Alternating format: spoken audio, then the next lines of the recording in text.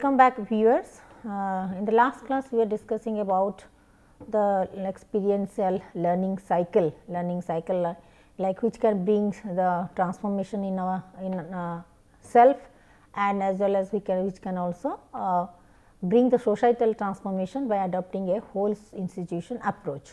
So, to continue with that, now how the education for sustainable development primarily aims to raise the knowledge, awareness, actions and the complete transformation, social transformation that would happen as a result of achieving all the 17 sustainable development goals.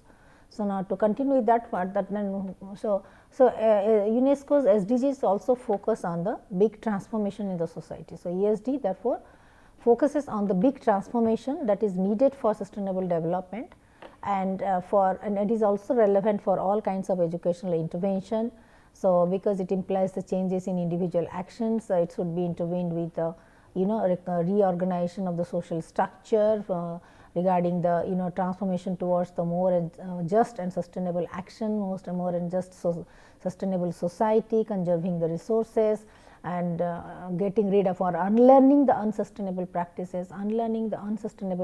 practices, being more careful and aware of our the impact of our behaviors on the environment, on others, on the ecosystem.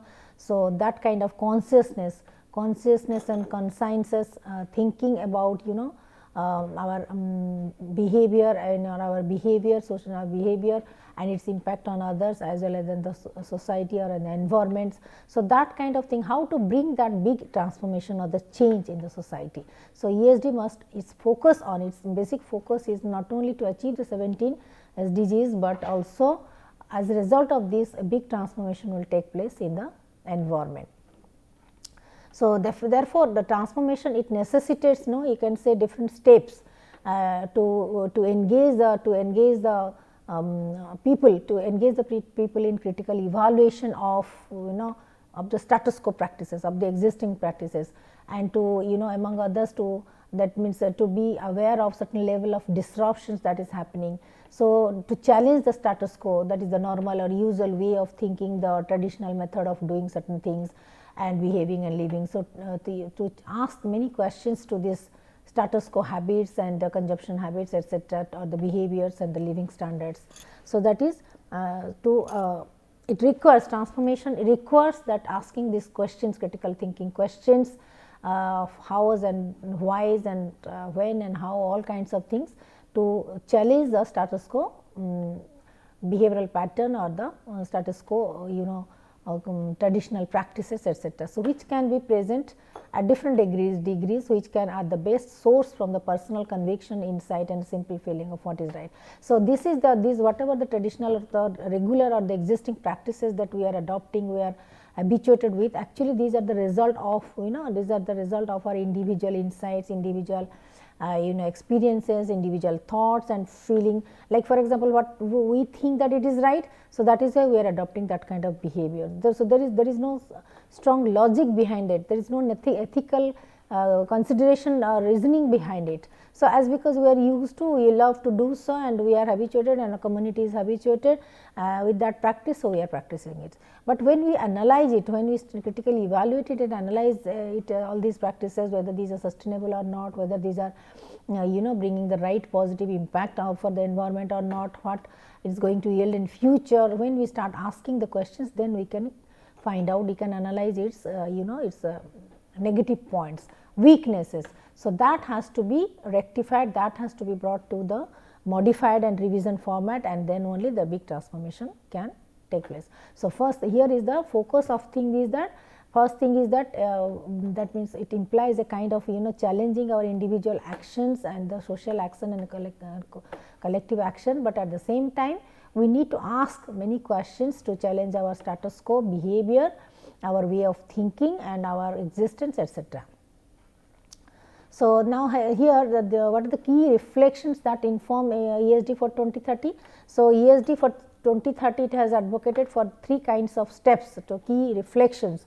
First is the transformative action that has to take place, and structural change and the technological future. The transformative action, as you can say, is a fundamental change, to bring a fundamental change on how the learners undertake undertake the transformative actions and sustainability. So, when we are trying to include, embed ESD based curriculum and ESD to be embedded in the whole institution approach into the all aspects of the environment, learning, teaching, training, ecosystem, economic growth, everything. So, when ESD is going to be implemented in the whole within the whole institution, how each learner undertakes its, how each learner perceives its undertake the transformative actions for sustainability as their responsibility, or how they are going to influence the societal transformation towards a sustainable future. So, here ESD in action is the citizenship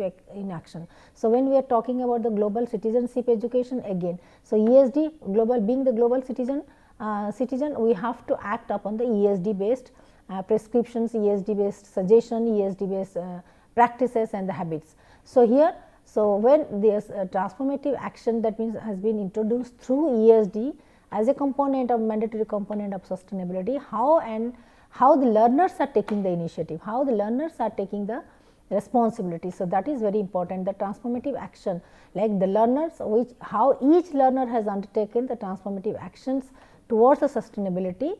So, and how they influence and how they are going to influence the social transformation in a long way.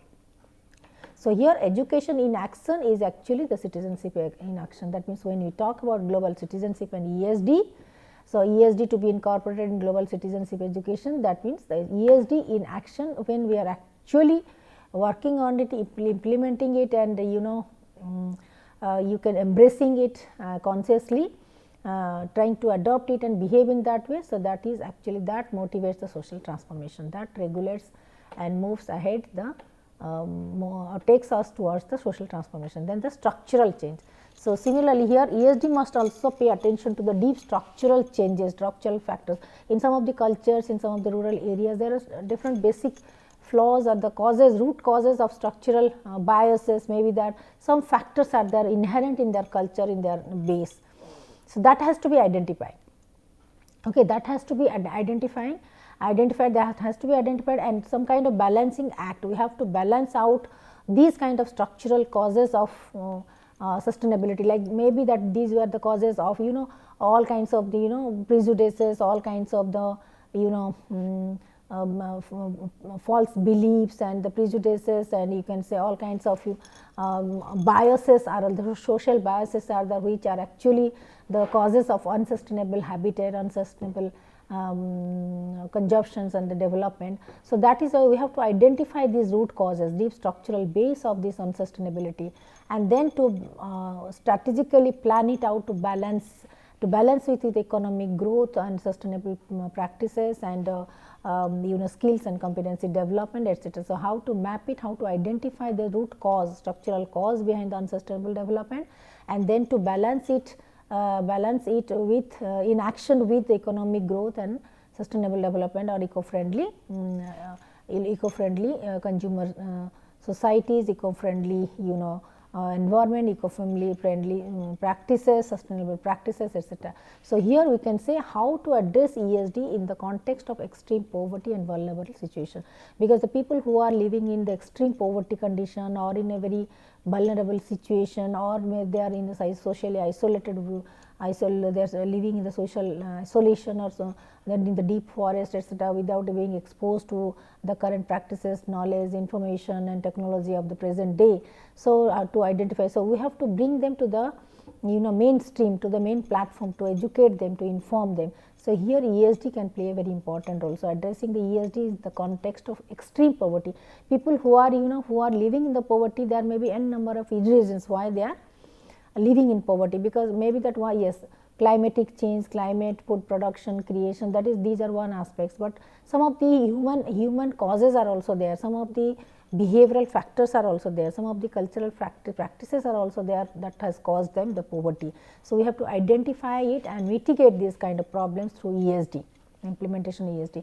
So, we have to address these the issues in case of the people who are living in extreme poverty and in the vulnerable situation. So, a structural change requires, we need to identify and bring that structural change, and drastic modification should be done in the structural changes of the social structure. That is, then another is the technological future. This is of course technology has helped us to and helps us and gives us the opportunity to radically change our situation or update our situation. So, here you can say ESD has to respond to the opportunities and challenges that can be brought to the technological advancement, how to procure technology, how to learn technology, how to use sustainably the technology, so that we can mitigate the new challenges and the risks, etc., that are regularly being raised by the environmental disasters factors. So, critical thinking and sustainability values become more and more relevant. So, even for the technological exploration, technological use and advances for betterment, for better living standard, that also how strategically these technologies can be used with the critical thinking, with the consensus, with the sustainability values, value adding without exploiting or overusing it. So, how to judiciously use this technological advancement for the social benefit, for the for the social upliftment. So, and challenge and ESD, therefore, ESD has become more challenging with the illusion that technologies can resolve the majority of the sustainability problems. Yes, technology can resolve the major of the problems of the unsustainability, but however, we have to use it strategically, judiciously, and have the control over the technology. So, technology should not overpower us. So, technological future, technology is fast progressing, fast moving, that is true, but how strategically we can learn about the technology, we can create technology and strategically use technology, so that we can make our future much better than with critical thinking and sustainability values also, human values and universal sustainability values. So, therefore, the transforming the learning, so transformative learning primarily involves experiencing the deep structure, deep learning, structural shift in our practice, in our thought, in our paradigm, and the structural shift in the basic premises of the thought. It acts as a paradigm shift in our thought process. Again, feelings and actions. So, thoughts, feelings and actions, these are very much interrelated. So, transformative learning brings that change, brings that modification, brings that upgradation not only in the experiences, but also in our structures, in the social structure, cognitive structure, with the cognitive structures, premises like thought, feelings, actions and emotions, etc., everywhere. So, therefore, it has to be brought to our consciousness, it has to be, sustainability should be there, a component in our consciousness. Okay. So, that that sustainably, that dramatically, that irreversibly alters our way of being, our way of existence, our way of behaving in a sustainable way. Okay. So, therefore, we have to be very much thoughtful, very much judicious, very much rational, very much very much empathetic and compassionate, not only with the natural world, our environment, but with regard to our self, self care, self health also, but also relationship that we have developed in the community, relationship, class. Then we have to be very we have to very sensible, sensitive towards the cultural aspect, perspectives of class, gender, all kinds of things. Then we must have the vision of alternative approaches to living. So, we can think of an alternative approach to our life, and our sense of responsibility, sense of possibility, and for social justice, sense of responsibility for social justice and peace, along with the personal choice. So, that is the definition given by Sullivan 2003, the transformative learning, how it involves experiencing a deep structural shift in the basic premise of thought, feeling and action. So, it is a kind of paradigm shift, bringing us, that means a shift towards the more conscientiousness. Okay. So, now according to Maziero in 1997, he has also defined transformative learning in a very detailed way. So, transformative perspectives of learning is a paradigm shift, is a shift in our thought process, in our outlook, in our view. So, Maziero explained it that this transformative learning is a process of becoming critically aware of how it happens, why it happens, challenging our current practices, like challenging the status quo, then why our assumptions have come to constrain the way we perceive it, understand and feel it, about our world, challenging the existing structure of the society, then changing the structures to the habitual expectations that makes possible for a more inclusive and integrative perspective, and also involve making the choices for otherwise acting upon these new understandings. So, by understanding the gaps, dilemmas and confusion, etc., understanding these things, then to start our action, to start our decision, action and thought on these critical issues of understanding the new dimensions. Okay. So, this is the, now let us discuss about the Mejiro's model of transformative learning. So, Mejiro's model of transformative learning, let us see. So, according to that transformative learning, actually it started in 1978. It is defined as an orientation that holds all the learners to interpret their sensory experiences, so which is central to the transformative learning. So, as Kolb's experiential learning that we have already discussed, that means concrete experience, that means we experience the world through our sense organs, that is the concrete experience. Then we reflect and observe on it, whatever we have received we experience, then we reflect and observe on it. Then we conceptualize and frame certain hypotheses, assumptions, and then after that we try to experiment on these assumptions, the active learning. So, similarly, so that means in 78 when it is started, the orientation is towards that means understanding and interpreting our sensory experiences, which is a very central part of the transformative learning. Unless and until we try to understand our own experiences, how can we bring change and transformation? So, therefore, the kind of learning experience, it involves the fundamental change in our perspective. So, if you want to bring 360-degree transformation in the society, that means it should also bring our whole perspective, our total perspective changes, that is our consciousness should be shifted from one aspect to one domain, what platform to another platform. So, therefore, so you can say learners, they start questioning all the things that they encounter, that they face, that they face on their day-to-day life. So, knowing to make the room for the new insights and information. So, here we have to, the learners, the stakeholders, they have to be very open-minded, not only critically evaluating and asking the questions and challenging the existential or current practices, but also unlearn certain things, but also keep their mind space open for welcoming the new ideas or the new insights and the new informations. Okay. So, therefore, transformative learning has two major focuses. One is the instrumental learning and another is the communicative learning. Now, let us explore what are these factors. So, the perspectives of transformation, that is can be explained as follows, like first is the disorienting dilemma.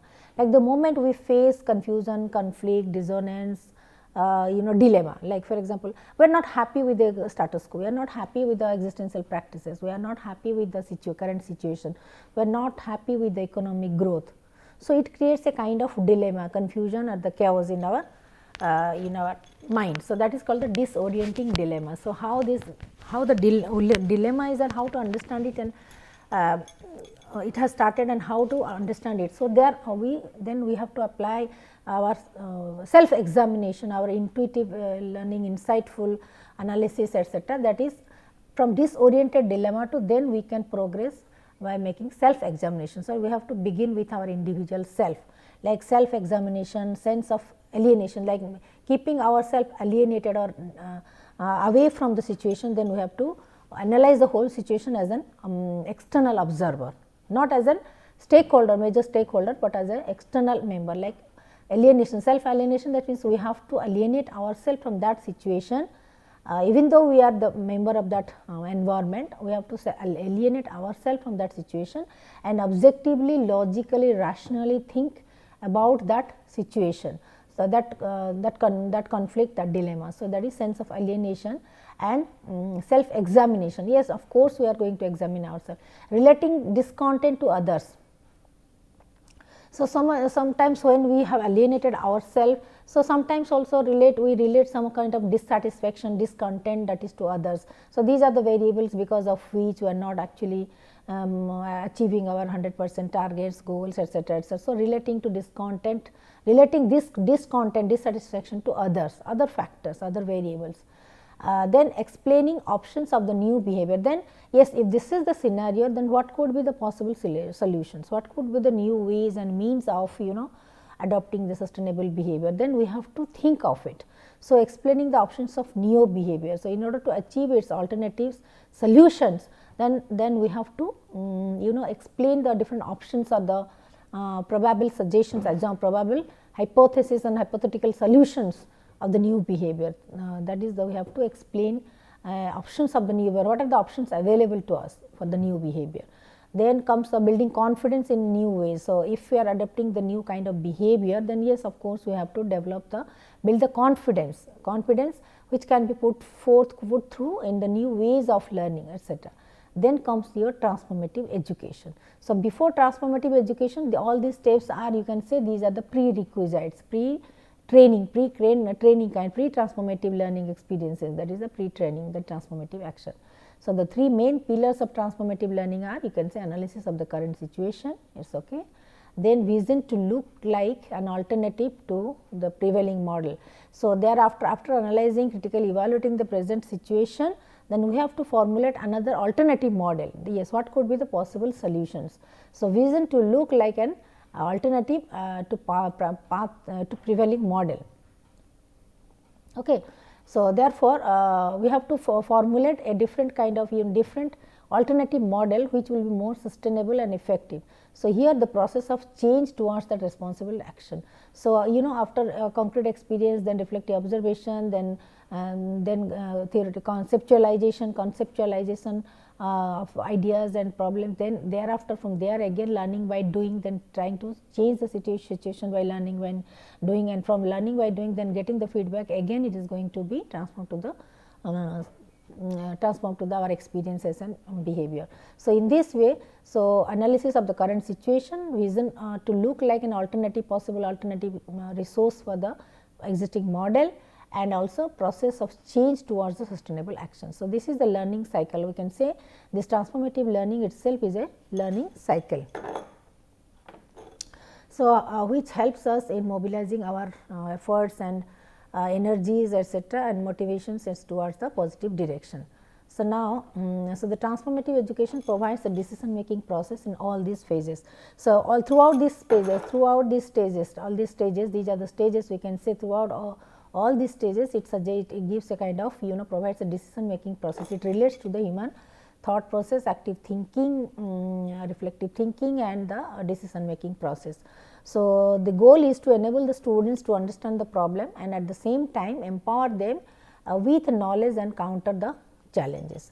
So, the main the motto or the goal or the objective of the transformative learning is that to mobilize the students towards not only identifying the problem, but understanding the nuances of the problem, complexities of the problem, and then empower them with the right kind of knowledge and skills to face these challenges. So, these are the phases that of transformative learning we have just discussed. Disorienting dilemma, like when the learner finds that what they believed in the past is actually not accurate, it is not happening right now. In the past what we were doing, it is not exactly the scenario right now. So, there is a confusion, there is a dilemma. Self examination, students will do a self examination of their own beliefs and understanding and connect this to this deorienting dilemma. Yes, those who are very flexible, who are dynamic, who are who are very sustainable, sustainable loving, that means sustainably, that means who are dedicated towards sustainable development goals. So, they can quickly find out, can quickly evaluate the flaws in their past thoughts, ideas, beliefs and experiences, and can quickly change the strategy to adopt themselves better for the present demand requirements. So, that is called they are very open minded things. So, here for every kind self examination is that once the students they alienate themselves from the situation and then try to evaluate what he was doing, what they were doing in the past, and what they are supposed to do right now. So, this is kind of self examination. Then critical assessment assumption is that the students are able to take the comprehensive view, a comprehensive view of their past beliefs and review them critically. So, here all kinds of that critical thinking and the reflective action begins with critical assessment of the assumption, what were their assumptions, and now they critically and comprehensively evaluate their own assumptions and the thoughts. So, that is the critical as a critical assessment and assumptions of students thoughts, own thoughts and the past beliefs. Okay. Then after that, after finding out the gaps and the lapses and the weaknesses, now they have to plan a course of action. Then next step is the plan a course of action. So, when the students they realize that the past understanding was faulty, there were flaws in the actions, there were flaws in our approach, there were the situation, the context was something different. Now, keeping in mind the present scenario and the context, we need to change our action plan, need to change our course of action. So, they accordingly prepare a course of action which would be very much relevant to the present situation. Then acquisition of knowledge to carry out the new plans. So, what they have planned the action course of action, it may require new sources of knowledge, new skills, new competencies, new technology, etc. Now, they have to better prepare for that. So, for implementing that current action plan course of actions, they need to understand the concept, they need to acquire the new knowledge, skills, competencies, they need to apply the technological advancements, technological skills also. So, with all kinds of the preparation, now then only they would be able to carry out that action plan to go ahead, to move ahead in the process of transformative learning. So, then exploring and trying out the new roles. So, that in transformative learning, of course, from time to time the learners, the stakeholders, the activists, the actors, they from time to time they explore, they go on, they keep on trying out the new roles, they keep on experimenting in the new components, they also explore the new ways of success. So, this is an ongoing again continuous learning process. So, these are the different stages and the phases of transformative learning. So, this has been given I think in a diagrammatic way, that is Mejiro's 10 phases, whatever we have discussed, this has been given like disorienting dilemma to self examination, then critical assessment of the past practices, theoretical practices and present situations, then recognizing the flaws and gaps and etc. Then exploration of the possible solutions, new solutions, then on the basis of that possible solutions and exploration of the new insightful solutions, then course of action will be planned, the planning of the course of action, and again for implementing those course of actions, then again acquisition of knowledge, skills, competencies and technical things, etc. So, that means competency development, acquisition of knowledge for executing or implementing this course of action and planning. Then they are again provisional trying of the role. So, initially they may start with a kind of pilot study project, etc. that temporarily now they are provisionally trying out the different roles, plays the different roles of of an engineer, of a doctor or a social reformer, of a scientist, etc. Provisional trying of the roles, initial, that means initial experimentation. Then thereafter gradually building of confidence, competence and self confidence with more practice, more pilot study, more trying out. So, gradually they build the competence, self confidence, etc. So, then that is why for whenever we are trying to experiment, trying to introduce something new, something drastic change, something even in the working organizational work process also. So, initial tryout, initial pilot stage, initial pilot experimentation takes on. From there only when they start, they begin with, then gradually they pick up the confidence and competence. Yes, and find out also, evaluate its effectiveness by identifying the gap areas. So, thereafter they modify it, revise it to successfully launch it. So, similarly, so building the new competence and confidence, they try out to develop the confidence and the new approaches, new strategies, and after fully completing it with confidence and competence, then they try to integrate it as a part of their process, part of their product, part of their manufacturing process, then part of their behavior, lifestyle, etc. So, a kind of reintegration. So, after this, after trying out, then building confidence and competence, evaluation, then reintegration takes place. So, in this way complete transformation takes place. So, these are the 10 steps as per the Mejiro's theory, starting from disorienting dilemma, that is understanding the present situation in comparison to our past belief, old beliefs and prejudices, or maybe old practices. From there onwards, what are the learning cycles, steps of learning cycles towards bringing the 300-degree transformation towards the social, to bring the social transformation. So, these are the 10 steps of Mejiro's this transformative learning theory. So, for the time being I am just concluding it right now. In the next class we will continue with the other topics. Thank you very much.